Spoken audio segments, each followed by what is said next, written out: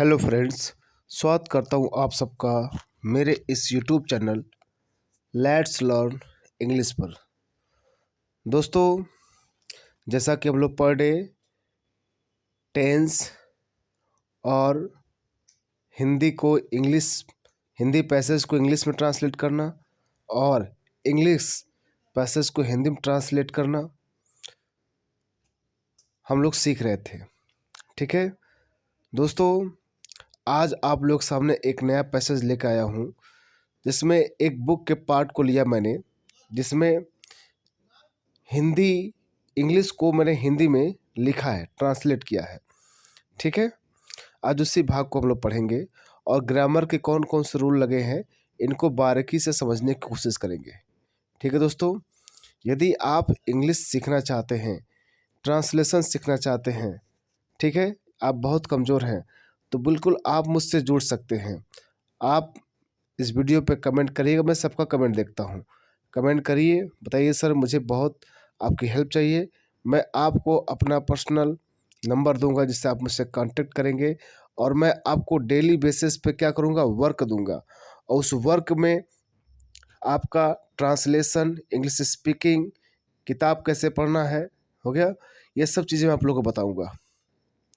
ठीक है दोस्तों, तो चलते हैं हम लोग इस दिए गए पैसेज को, ग्रामर के रूल्स को समझेंगे, क्या क्या रूल्स यूज हुए हैं। ठीक है दोस्तों, आइए देखिए, कहा यह जा रहा है मर्दाना वाज प्यूपिल ऑफ गुरु नानक। देखिए वाज आया है और इसमें कोई वर्ब नहीं है। प्यूपिल मतलब होता है शिष्य होता है, यहाँ पे कोई क्रिया नहीं है तो इसका मतलब था, थी, थे, इसका अर्थ आएगा। ठीक है, तो मर्दाना वाज मतलब था, प्यूपिल मतलब होता है शिष्य, प्यूपिल मतलब शिष्य होता है ना। ओके, आप गुरु नानक, आप मतलब का की के, किसके, गुरु नानक के। ठीक है, समझे नहीं आप लोग। तो मर्दाना वाज प्यूपिल ऑफ गुरु नानक, तो मर्दाना क्या था, गुरु नानक का शिष्य था। तो देखिए लिखा गया ना, मर्दाना क्या था, गुरु नानक का शिष्य था। Okay, Guru Nanak taught his प्यूपिल, Guru Nanak. अब देखिए यहाँ पे वर्ब का कौन सा फॉर्म हुआ, सेकेंड फॉर्म, क्योंकि टीच का ही सेकेंड फॉर्म क्या होता है, टॉट होता है। ठीक है, टीच का ही क्या है, सेकेंड फॉर्म टॉट होता है। ठीक है, तो टॉट यहाँ पर हुआ है तो किस टेंस में होता है, ये पास्ट इंडेफिनिट में होता है। किस में होता है, इंडेफिनिट टेंस में होता है। अब ये पास्ट इंडेफिनिट टेंस में होता है आपका क्या, वर्ब का सेकेंड फॉर्म। तो ये भी पास्ट की बात कर रहा है। तो यहाँ पर टॉट में सीखता नहीं, सिखाते थे, यानी सिखाते थे, सिखाया। तो गुरु नानक टॉट, गुरु नानक ने सिखाया हिज प्यूपिल। अब हिज मतलब गुरु नानक के लिए, अपने के लिए क्या हिज होगा ना, तो हिज प्यूपिल मर्दाना, अपने शिष्य मर्दाना को। तो गुरु नानक ने अपने शिष्य मर्दाना को क्या सिखाया, क्या क्या सिखाया, द लेसन। लेसन मतलब होता पाठ, किसका, ऑफ ग्रेटनेस का, महानता का, किसके, महानता का, ऑफ हार्ट, हृदय की, यानी हृदय की महानता का पाठ पढ़ाया। ओके, थ्रू मतलब होता है किसी के द्वारा, कैसे, थ्रू अ प्रैक्टिकल एग्जाम्पल। हाँ, एक व्यवहारिक, प्रैक्टिकल मतलब होता है व्यवहारिक, एग्जाम्पल उदाहरण, एक प्रैक्टिकल व्यवहारिक एग्जाम्पल, व्यवहारिक उदाहरण के द्वारा, इसी के थ्रू क्या हुआ था, गुरु नानक ने अपने शिष्य मर्दाना को किसके, हृदय की महानता को, हृदय की महानता के पाठ को सिखाया था। ठीक है भाई, तो आप एक एक लाइन देखते चलिए। गुरु नानक टॉट, गुरु नानक ने सिखाया हिज पीपल, अपने शिष्य मर्दाना को, the lesson of greatness of heart, यानी कि हृदय की महानता के पाठ को सिखाया थ्रू किसके किसके द्वारा, किसके साथ? प्रैक्टिकल एग्जाम्पल, व्यवहारिक एग्जाम्पल के साथ। व्यवहारिक एग्जाम्पल के साथ उन्होंने ये पाठ सिखाया। ठीक है, अब क्या है व्यवहारिक एग्जाम्पल, देखने की कोशिश करें। प्रैक्टिकल एग्जाम्पल, वंस मतलब एक बार। ठीक है, गुरु नानक विथ हिज प्यूपिल मर्दाना, यानी गुरु नानक विथ हिज प्यूपिल मर्दाना अपने शिष्य मर्दाना के साथ वांटेड चाहते थे, क्योंकि यहाँ भी वर्ब का सेकेंड फॉर्म आया है कि भाई ये भी कैसा फॉर्म है? वर्ब का सेकेंड फॉर्म है। जब सेकेंड फॉर्म है तो इसका मतलब यहाँ पर भी क्या होगा भाई?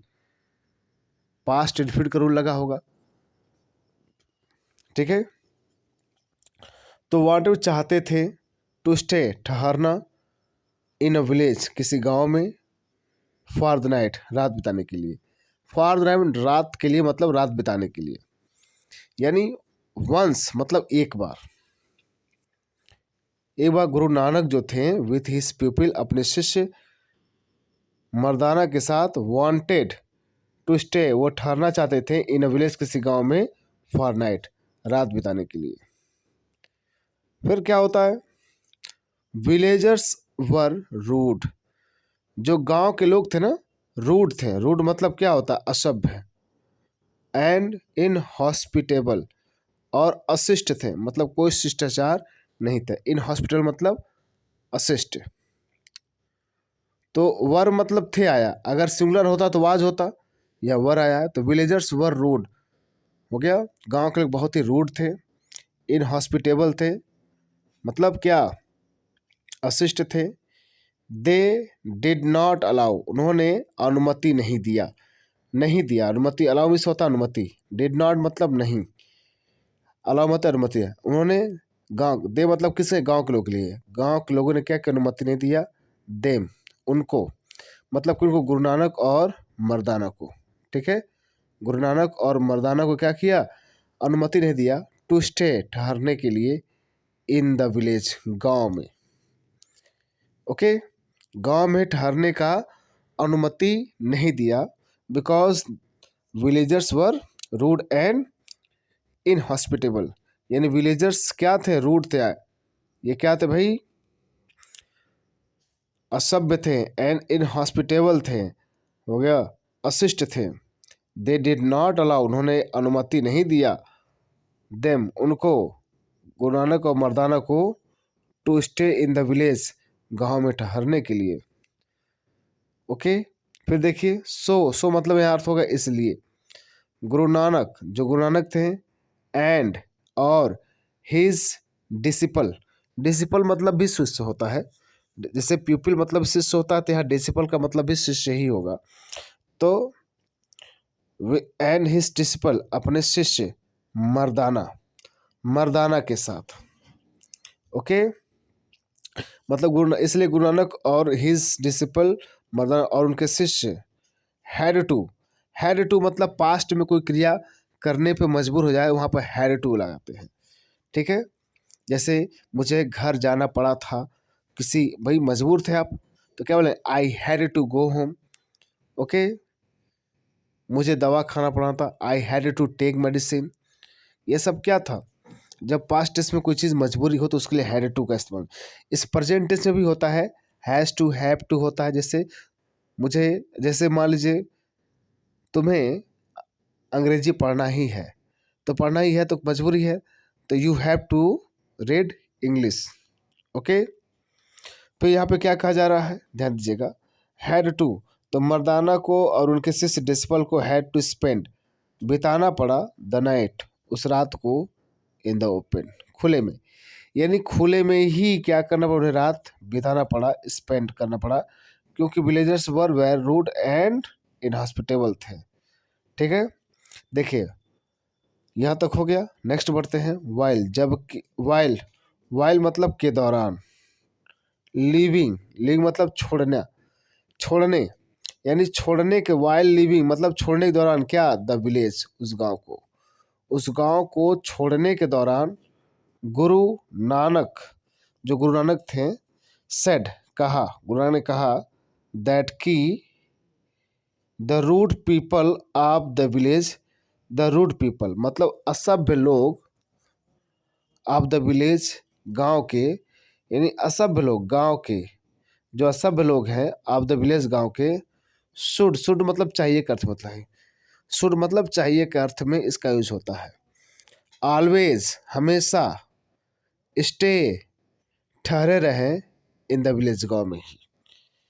मतलब ये कहना चाहते हैं कि भाई वाइल लिविंग द, मतलब द विलेज यानी दौरान, लिव मतलब छोड़ने, द विलेज मतलब गांव, यानी गांव को छोड़ने के दौरान गुरु नानक सेठ, गुरु नानक ने कहा, किससे, मर्दाने से कहा था, नाम ने दिया गया है यहाँ पर, दैट की द रूड पीपल यानी असभ्य लोग, ऑफ द विलेज गांव के, यानी गांव के जो असभ्य लोग हैं, शुड ऑलवेज स्टे उन्हें ठहरे रहना चाहिए इन द विलेज गांव में। हो गया, उन्हें गांव में क्या करते रहना चाहिए भाई, ठहरे रहना चाहिए सदैव के लिए, ऑलवेज।